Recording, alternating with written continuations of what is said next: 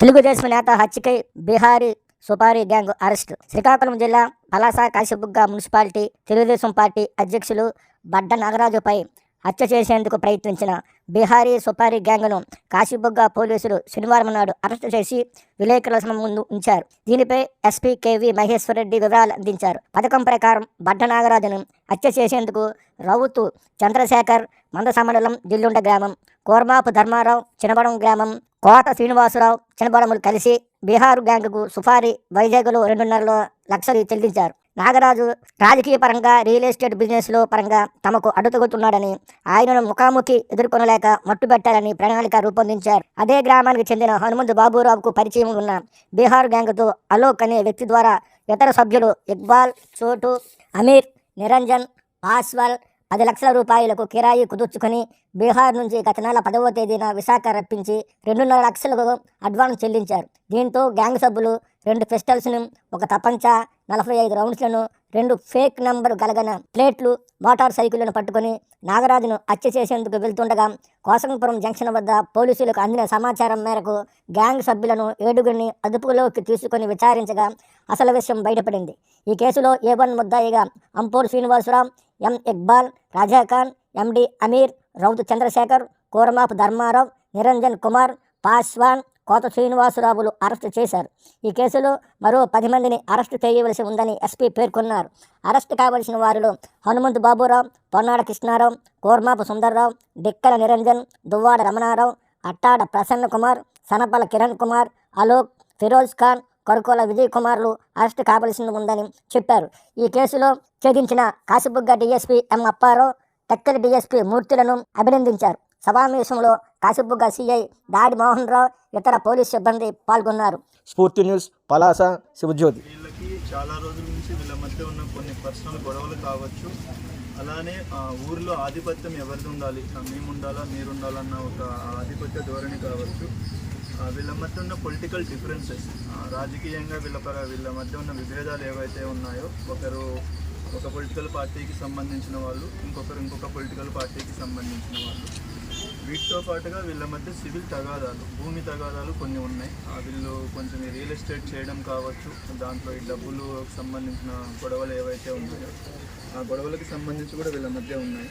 So వీళ్ళు ఏంటంటే డైరెక్ట్గా వీళ్ళు కాకుండా బయట నుంచి ఒక టీముని తీసుకొని వచ్చి వీళ్ళని చంపి దానికి సాక్ష్యాధారాలు లేకుండా చేసి అది ఎవరు చంపారో తెలియకుండా ఉండాలి అన్నట్లు వీళ్ళ ప్లానింగ్ చేశారు.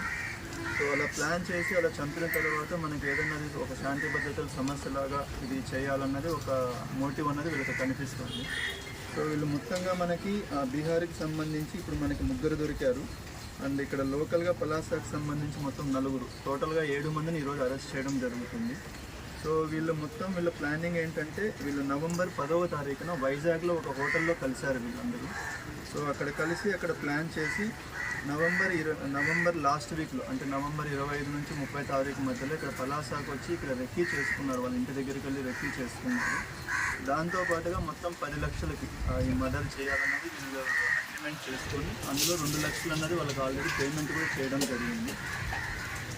దాని తర్వాత వీళ్ళకి వెపన్స్ అనేది మనకి మొత్తం బయట నుంచి తీసుకొని వచ్చి మొత్తం 2 పిస్టల్స్, ఒక తపంచ అండ్ 45 రౌండ్స్ ఇవన్నీ వీళ్ళకి తీసుకొని వచ్చారు. బయట నుంచి తీసుకొని వచ్చి డిసెంబర్ 10 నుంచి రెక్కీ చేయడం అనేది ఇక్కడ జరుగుతుంది. సో మనకున్న స్పెసిఫిక్ ఇన్ఫర్మేషన్ ప్రకారం వీళ్ళు ఎప్పుడైతే అక్కడ వాళ్ళని చంపడానికి ప్రయత్నం చేస్తూ ఉన్నారో ఆ టైంలో వెళ్ళి మనం పట్టుకోవడం జరిగింది. ఈ ప్రాసెస్లో మనకి మొత్తం 2 పిస్టల్స్ని, ఒక తపంచాని, తర్వాత అమ్యునేషన్ అంటే 45 రౌండ్స్ బుల్లెట్స్ని, తర్వాత 3 బైక్స్ని, ఒక కార్ని అండ్ 9 మొబైల్ ఫోన్స్ని అండ్ రిమైనింగ్ థింగ్స్ని కూడా మనం సీజ్ చేయడం జరిగింది. సో వీళ్ళు బైక్స్ కూడా ఏం చేశారంటే ఇక్కడ లోకల్గా ఒరిజినల్ బైక్స్ కాకుండా దొంగలించబడిన బైక్స్ ఏవైతే ఉంటాయో, ఒక బైక్ వచ్చి మహారాష్ట్ర పూణే నుంచి తీసుకొని వచ్చారు. దీనిపైన మనకి పూణే డిస్ట్రిక్ట్లో మహారాష్ట్రలో ఆల్రెడీ అక్కడ ఈ బైక్ దొంగతనం చేయబడిందని చెప్పి కేసు కూడా రిజిస్టర్ అయి ఉంది అక్కడ. దాంతోపాటుగా ఇక్కడ మనకి లోకల్గా కంచిలి లిమిట్స్లో ఒకటి రెంట్కి తీసుకున్నారు ఒక పర్సన్. ఇంకొక బైక్ వచ్చి 3వ బైక్ వచ్చి కూడా దొంగలించబడిన బైక్, అది ఎవరిది ఏంటనేది మనం ఇంకా ఐడెంటిఫై చేయలేదు, అది కూడా చేయడం అన్నది జరుగుతుంది. సో వీళ్ళ మోటివ్ ఏంటంటే చంపడం ఒకటే కాదు, చంపిన తర్వాత దానికి సాక్ష్యాధారాలు అనేది ఉండకూడదు, ఎవరు దొరకకూడదన్న ఒక ప్లానింగ్తో వీళ్ళు చేయడం జరిగింది. దాని ద్వారా ఇక్కడ ఒక శాంతి భద్రతల సమస్య జరుగుతుంది, బయట నుంచి వచ్చి ఎవరో దీన్ని ఇక్కడ ఏదో చేస్తున్నారన్న ఒక క్రియేట్ చేయడం కోసం చేసినట్లు మనకు కనిపిస్తుంది. సో దీని మొత్తానికి మనకి టీంకి సంబంధించి కాశీబుగ్గ డిఎస్పీ గారు, టెక్కలి డిఎస్పీ గారు, తర్వాత ఇక్కడున్న సిఐ మోహన్ కావచ్చు, నారాయణ కావచ్చు, and Tirupatirao, Kasibugga rural CI గారు, అలానే మన ఎస్ఐస్ అందరూ, అండ్ ఎస్బీ సిఐ గారు, అడిషనల్ ఎస్పీ అడ్మిన్ రన్నా గారు, టీం మొత్తం దీనిపైన ఎఫర్ట్ పెట్టి ఇది జరిగింది. ఇందులో మనకి మేజర్ సక్సెస్ ఏంటంటే ఒక మనిషి ప్రాణం పోకుండా ముందుగానే కాపాడి వాళ్ళని పట్టుకోవడం అనేది మేజర్ సక్సెస్ ఇది. దీంతో పాటుగా మనం 7 మందిని అరెస్ట్ చేయడం కూడా జరిగింది. రిమైనింగ్ మెంబర్స్ ఎవరైతే ఇందులో ఉన్నారో ఫర్దర్ ఇంట్రాగేషన్ చేస్తున్నాము. మనకి ఫర్దర్ సాక్ష్యాధారాలు ఏవైతే ఉన్నాయో దాని ప్రకారం మనం ప్రొసీడ్ అవ్వడం అనేది జరుగుతుంది. Thank you. Please like, share, subscribe our channel.